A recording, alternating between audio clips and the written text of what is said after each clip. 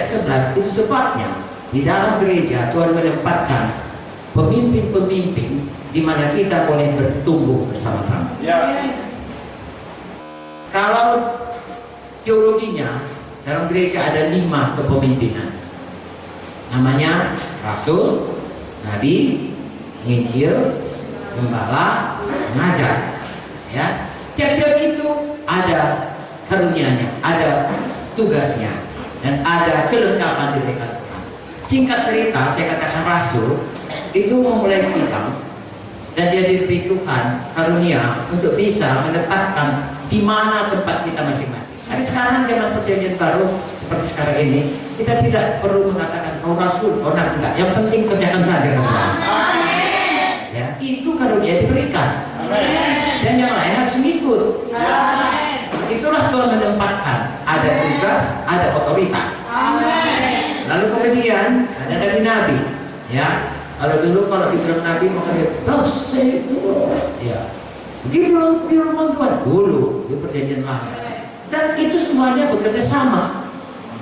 Bukan nabi kau harus begini atau kau mereka tidak, saudara. Harus kerja sama. Makanya perlu nabi, perlu damai sejahtera. Haleluya. Lalu kemudian penginjil. Penginjil itu adalah seorang dilengkapi Tuhan dengan kuasa, ya urapan. Kalau dia memberitakan firman, maka orang-orang bertobat. Amen. Pak Munte sebenarnya yang memulai sidang ini, saudaraku, itu karunia-Nya paling utama, paling awal. Kemudian Tuhan berikan lagi. Kalau Pak Munte itu dulu dia dipanggil Tuhan, dia berkata, Tuhan bagaimana? Seperti Musa lah kira-kira, tapi nggak begitu kali. Ya, aku ini nggak bisa bicara, kata Pak Munte. Apalagi kalau bahasa daerah. Kalau aku bicara bahasa daerah, semua orang ketawa karena bersalahan ngomongnya. Dan aku pernah memimpin satu acara ulang tahun kawanku, gagal total, semua berantakan. Jadi Tuhan gimana kalau aku semangat? Karena bilang beritakan Injil. Dan Tuhan berkata kepada Pak Munte, kau berikan kuasa, otoritas, dan kapan kau bicara, kau panggil orang bertobat. Amin. Dari mulai dia melayani sampai akhir hidupnya. Dan selama saya menikah dengan Pak Munte, saya belum pernah lihat kebaktian manapun kami orang-orang tidak bertobat. Selalu ada orang maju untuk berdamai dengan Tuhan.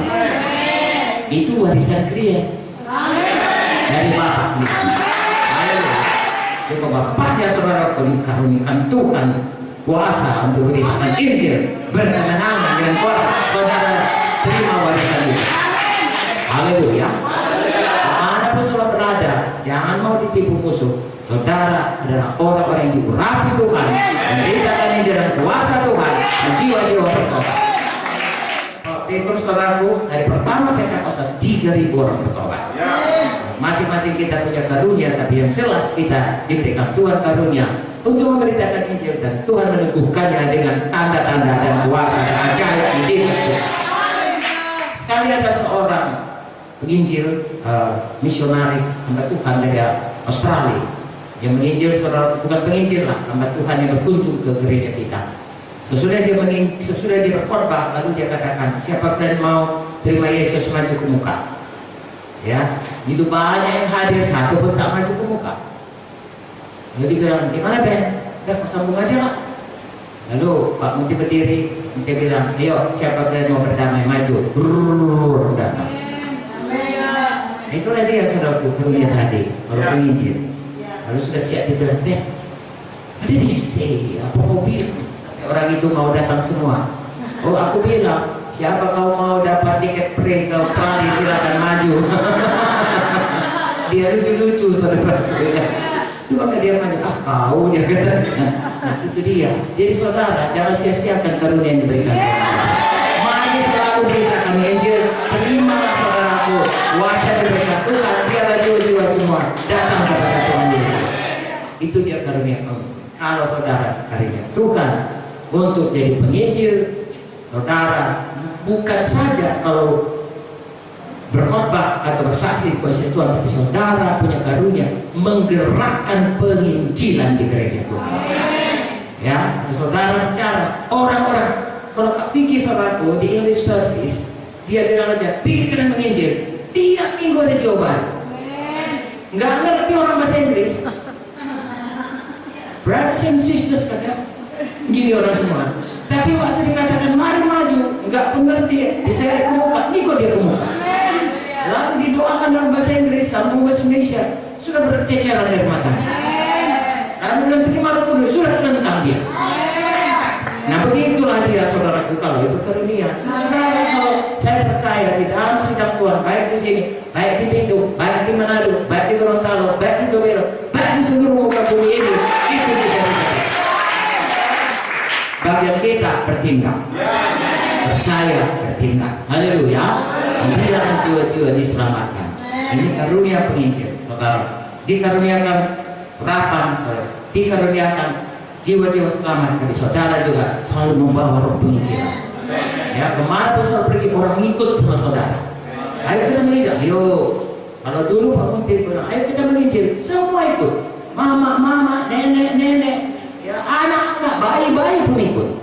Semua digendong mamanya. Ya, nah ini Ibu Sari tahu. Masuk gunung, turun gunung, ya kemana ada babi hutan, ada harimau akar, tidak ada yang peduli. Sebenarnya terus terang saja, sesudah mereka selamat, bukan setan, mereka takut kepada setan. Setan itu yang takut kepada semua orang kafir. Nah, demikianlah saudaraku, kalau kita sudah dikaruniakan Tuhan dengan karunia penginjilan, mari pakai. Itu seperti kalau tubuh tadi, sidang Tuhan itu seperti kaki, dia sedang berjalan mencari jiwa. Haleluya. Kalau dia mulut, saudaraku kerjanya menyanyi saja memuji Tuhan. Dan waktu dia menyanyi, orang-orang pun bertobat juga. Tapi kita disuruh Tuhan cari jiwa, jangan tunggu di gereja. Setiap kali kita menginjil, Tuhan berikan jiwa-jiwa selamat.